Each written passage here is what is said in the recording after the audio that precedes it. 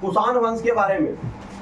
तो कुषाण वंश के बारे में, भारत पर आक्रमण करने वाला विदेशी आक्रमणकारियों का क्रम हिंद, यूनानी, शक, पल्लव और कुषाण। ये आपके जो है 4 शासक थे जिन्होंने विदेशी आक्रमणकारियों, लेकिन इससे पहले की बात किया जाएगा तो भारत में प्रवेश करने वाला प्रथम चीनी यात्री जो क्या चंद्रगुप्त द्वितीय के दरबार में प्रवेश किए थे। उसके बाद दूसरा चीनी यात्री हेनदान जो कि हर्षवर्धन के शासनकाल में प्रवेश किए थे। जैसे क्या अंग्रेजी शासक हॉकिंस, अंग्रेजी यात्री हॉकिंस जो क्या भारत में प्रवेश किए थे। ये सभी जो है भारत में आने वाले प्रथम व्यक्ति थे अपने अपने समय में। तो हिंद यूनानी के बारे में जो बात किया जाएगा, इसके शासनकाल में भारत में पहली बार जो है सोने का सिक्का चला था। शक आया, पल्लव आया, उसके बाद कुषाण आया। इसमें सबसे इंपॉर्टेंट वर्ड जो है वो कुषाण के बारे में है। कुषाण वंश का संस्थापक कुजुल कटविशेष, उसका उत्तराधिकारी मतलब उसके जो है पीढ़ी को जो आगे बढ़ा रहा है वो जो है भीम कटविशेष, और उसका पुत्र जो है कुषाण वंश के बारे में जो बात किया जा रहा है उसका पुत्र हो जाएगा कनिष्क। मतलब कनिष्क किसका पुत्र है? तो भीम कटविशेष का पुत्र जो है कनिष्क है। अगर पूछा जाएगा कनिष्क के पिता का नाम क्या है तो भीम कटविशेष। कहीं भीम कटविशेष आपका नाम लिखा हुआ मिल जाएगा, कहीं कैटफाइसिस ये नाम लिखा हुआ आपको मिल जाता है। में सबसे पहले हिंदू यूनानी ने ही सोने के सिक्के जारी किए थे। सोने के सिक्के जारी किसने किए थे? सबसे पहले अगर पूछा जाएगा सबसे पहले किसने किए थे तो हिंद यूनानियों ने ही जो है सोने के सिक्के सबसे पहले जारी किए थे। यूजी नामक एक कबीला था, मतलब एक जगह था, यूजी नामक एक कबीला था जो क्या 5 भागों में बट गया। उसी में आपका एक का नाम पड़ गया कुषाण, एक का नाम पड़ गया कुषाण।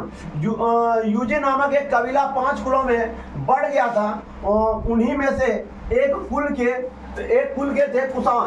कुषाण मूल रूप से चीनी तुर्किस्तान के रहने वाले थे। कुषाण वंश के संस्थापक कुजुल कटविशेष थे। इस वंश के सबसे प्रतापी राजा कनिष्क था। तो आप जो है कुषाण वंश के बारे में जो पढ़िएगा, इसका सबसे इंपॉर्टेंट चैप्टर जो है वो आपका कनिष्क के ही बारे में है। उससे पहले जो आपको बोले कुषाण वंश के संस्थापक के बारे में आपको बताए। कुषाण वंश का संस्थापक कौन था? तो कुषाण वंश का संस्थापक नाम से ही पता चल रहा है, कुषाण, कुजुल कटविशेष। उसके बाद आ गया भीम कटविशेष, उसका उत्तराधिकारी मिल गया। तीसरे में आपका आ गया कनिष्क। कनिष्क के शासन काल में ही जो है शक संबंध चलाया गया था, जो कि आप भारत सरकार का जो है सरकारी कैलेंडर के रूप में हम लोग यूज करते हैं 78 ईसा पूर्व में। तो जैसे कि आपका मुस्लिम में जो चलाया जाता है हिजरी संबंध जो है वो मुस्लिम कैलेंडर है, तो इसी तरह जो है आपका शक संबंध जो है वो आपका कनिष्क के ही शासन काल में, आपको पूछा जाएगा किसके शासन काल में, तो कनिष्क के शासन काल में चलाया गया था। कुजुल कटविशेष भीम कटविशेष, उसका उत्तराधिकारी बन गया भीम कटविशेष, और उसका उत्तराधिकारी बन गया कनिष्क प्रथम। उसका उत्तराधिकारी कौन बन गया? कनिष्क प्रथम। कनिष्क ने 78 ईसा पूर्व में शक संबंध चलाया था। वही जो है भारत सरकार द्वारा जो है सरकारी कैलेंडर के रूप में प्रयोग किया जाता है। बौद्ध धर्म की चौथी बौद्ध संगीति कनिष्क के शासन काल में कुंडलवन जो ये आपका जम्मू कश्मीर में है। तो चौथी बौद्ध संगीति, कुल जो है आपका 4 बौद्ध संगीति हुई थी। पहला बौद्ध संगीति जो था वो अजातशत्रु के शासन काल में चला था, जो क्या आपका राजगीर में हुआ था। अब जब अजातशत्रु के बारे में जब बात होता है तो अजातशत्रु जो है बेमिसार का पुत्र है। ये जो है आपका मगध, पहला वाला और दूसरा वाला दोनों जो आपका मगध में जाता है। तो मगध का संस्थापक जो था वो वेदर्थ था। वेदर्थ का पुत्र जो है जरासंध था। उसके बाद आपका हर्यक वंश आता है। हर्यक वंश में जो है आपका बेमिसार का पुत्र जो है वो अजातशत्रु होता है। और उससे पहले जो था वो ग्रीवरज राजधानी थी। अगर पूछा जाएगा ग्रीवरज से ही जो है ब्रज से जो है राजगिरी जो है वो बेमिसार ने किया था। अब बेमिसार का ही पुत्र है आपका अजातशत्रु, तो अजातशत्रु ने ही जो है अपना पहला बौद्ध संगीति जो है वो आपका राजगिरी में किया था।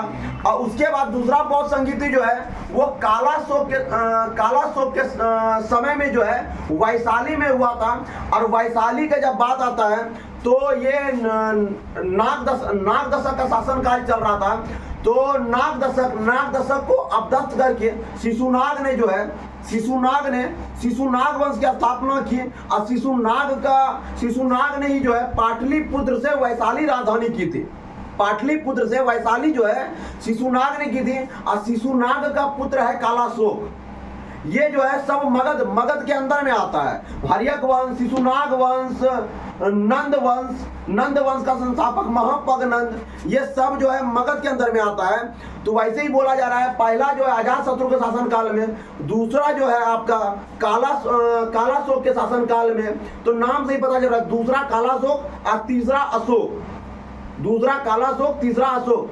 तो उन्होंने जो वैशाली किया था, क्योंकि उसके पिता जो थे शिशुनाग ने जो है पाटलिपुत्र से राजधानी को पलट के जो है वैशाली कर दिया था।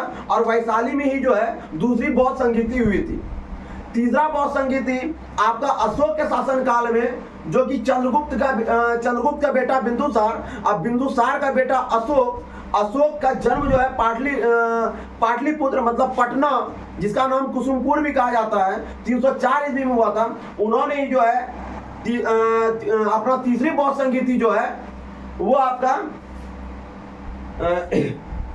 और चौथा बौद्ध संगीति जो कि आप देख रहे हैं कनिष्क के शासन काल में, जो क्या कुंडलवन में हुआ। कुंडलवन में ये जो है आपका कुंडलवन जम्मू कश्मीर में है। एक कुंडलवन आता है, दूसरा वेणुवन आता है। वेणुवन जो है ये आपका बिहार में है, जो क्या बेमिसार ने जो है गौतम बुद्ध को दान में दिया था। प्रसिद्ध बौद्ध विद्वान वसुमित्र की अध्यक्षता में हुआ। मतलब क्या चौथा बौद्ध संगीति जो हुआ था उस समय का अध्यक्ष जो थे वो वसुमित्र थे। कनिष्क बौद्ध धर्म के महायान संप्रदाय के अनुयायी थे। अनुयायी मतलब होता है शिष्य। महायान संप्रदाय, तो महायान दो था, एक हीनयान एक दूसरा महायान। तो वो जो थे महायान संप्रदाय के अनुयायी थे। कनिष्क प्रथम ने अपने राजधानी पुरुषपुर को या पुरुषपुर लिखा रहेगा या तो पेशावर लिखा रहेगा। तो अपनी राजधानी, देखिए यहाँ पर दो बात आता है, एक मथुरा जो कि उसकी दूसरी राजधानी थी, दूसरा जो है पुरुषपुर या पेशावर। तो ज्यादातर जो क्वेश्चन आता है वो पुरुषपुर या पेशावर, तो उसी के बारे में बोला जाता है। क्या कनिष्क की राजधानी कहाँ थी? तो पुरुषपुर थी। लेकिन ये जो है मथुरा के बारे में बहुत कम होता है। तो मथुरा के बारे में जो है कनिष्क का उस समय का जो है सांस्कृतिक राजधानी जो है मथुरा थी। लेकिन दूसरी राजधानी के बारे में बात किया जाएगा तो मथुरा थी। अगर बोला जाएगा कुषाण वंश का दूसरा राजधानी कहाँ था, आपका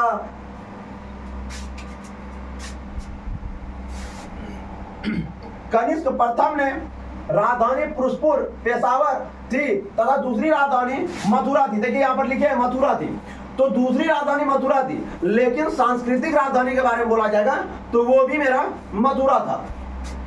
कनिष्क प्रथम की प्रथम विजय जो है कश्मीर में थी।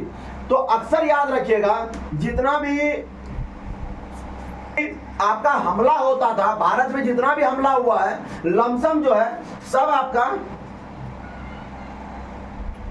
आपका पश्चिम दिशा से 95% हम बात कर सकते हैं पश्चिम दिशा से हुआ था। क्यों? उसका कारण यह है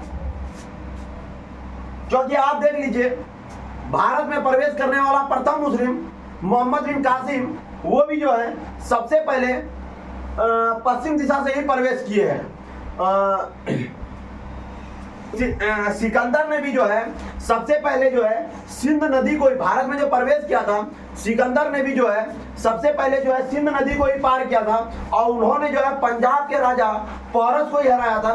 तो जितना भी जो है आपका युद्ध करने वाला क्षेत्र है, चाहे गुजरात हो, चाहे आपका जम्मू कश्मीर हो, चाहे आपका पंजाब हो, टोटल का टोटल क्षेत्र जो है आपका पश्चिम दिशा में ही आता है मानचित्र के अनुसार से, आप देख लीजिएगा।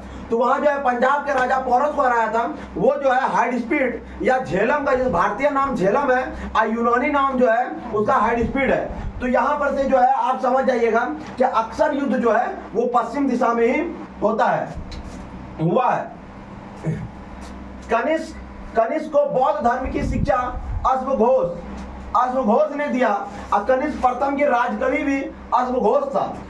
अब बौद्ध धर्म का रामायण भी है, एक बौद्ध धर्म का रामायण जिसको बौद्ध चरित्रमानस भी कहा जाता है, वो जो है अश्वघोष ने लिखा है। ये इंपॉर्टेंट क्वेश्चन है, क्या आपका जो है बौद्ध का रामायण किसे कहा जाता है? तो बौद्ध चरित्रमानस, जो क्या अश्वघोष ने लिखा है। अश्वघोष ने दिया। कनिष्क प्रथम के राजकवि भी अश्वघोष है तथा बौद्ध के रामायण बुद्ध चरितमानस का रचनाकार जो है वो अश्वघोष है। अश्वघोष के गुरु जो थे वसुमित्र थे। अब अश्वघोष के गुरु जो है वो वसुमित्र है और उन्हीं के शासन काल में आप देख लीजिए चौथा बौद्ध संगीत हुआ है। उन्हीं के शासन काल में जो है चौथा बौद्ध संगीत हुआ है। रेशम मार्ग का आरंभ जो है कनिष्क ने कराया था। अब रेशम जो है, रेशम के बारे में जब बात आ रहा है तो रेशम का जो है रेशम मार्ग का आरंभ जो है कनिष्क ने कराया था। रेशम बनने की तकनीक का आविष्कार जो है सबसे पहले चीन में हुआ था। अब रेशम के बारे में जब बात किया जा रहा है तो रेशम है, कोयला है, लोहा है, सबका जो पूरा विश्व में बताया जाएगा सबसे अधिक उत्पादन जो होता है वो आपका चीन में होता है। तो यहाँ आप देख लीजिए सबसे पहले क्या बोला, क्या रेशम के बारे में बात कर रहा है। तो रेशम के बारे में बात कर रहा है तो रेशम का सबसे पहले जो आविष्कार कहाँ हुआ तो चीन में हुआ। इससे पहले आप यहाँ पर देखिए, यहाँ पर भी जो है वो चीन का ही था, तो आविष्कार देख लीजिए कौन किया, चीन ने किया। और जो है चीन में ही जो है रेशम का जो उत्पादन होता है, रेशम के कीड़े को कहते हैं पिल्लू। रेशम के कीड़े को कहते हैं पिल्लू, ठीक है। कुषाण वंश के तीसरे शासक थे। कुषाण वंश के तीसरे शासक थे। तो बिल्कुल यहाँ पर सही है, कुषाण वंश के तीसरे शासक थे। तो कुषाण वंश का पहला शासक जो है कुजुल कटपिसेस, दूसरा जो है भीम कटपिसेस, तीसरा जो है आपका कनिष्क। तीसरा कौन है? कनिष्क। और अंतिम शासक कौन है? वासुदेव। अंतिम शासक कौन है? वासुदेव। कनिष्क ने मथुरा को सांस्कृतिक, जो अभी हम बता चुके हैं आपको, दूसरी राजधानी भी थी और यह सांस्कृतिक राजधानी भी थी। मथुरा को सांस्कृतिक राजधानी बनाया। कनिष्क के दरबार में अश्वघोष, नागार्जुन, चरक, वसुमित्र, पाश्वर जैसे विद्वान निवास करते थे। तो यहाँ से आप देख लीजिए अश्वघोष और वसुमित्र जो है वो अश्वघोष का गुरु है और इसी के समय में जो है आपका चौथा बौद्ध संगीति भी हुआ था, ठीक है। अध्यक्षता का बात कर रहे हैं। तो ये सब आपको कोई भी नाम पूछ सकता है, ये सब किसके दरबार में थे? तो ये सब जो है कनिष्क के दरबार में थे।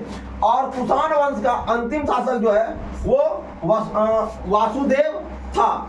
लेकिन कनिष्क के शासन काल में सबसे महत्वपूर्ण घटना जो हुआ था वो चौथा बौद्ध संगीति है। चौथा बौद्ध संगीति किसके शासन काल में हुआ था? आपका कनिष्क के शासन काल में। और दो चीज, क्या एक आपका है वेणुवन और दूसरा है आपका कुंडलवन। तो इसमें थोड़ा सा जो है ना ऑप्शन में जब देगा तो ये दोनों जरूर देगा, कुंडलवन और वेणुवन। तो वेणुवन जो है बेमिसार ने जो है गौतम बुद्ध को, फिर से बता रहे हैं, गौतम बुद्ध को जो है दान में दिया था। ये जो है आपका बिहार में है। और कुंडलवन जो है ये आपका जम्मू कश्मीर में है, जो चौथा बौद्ध संगीति हुआ है। क्लियर है?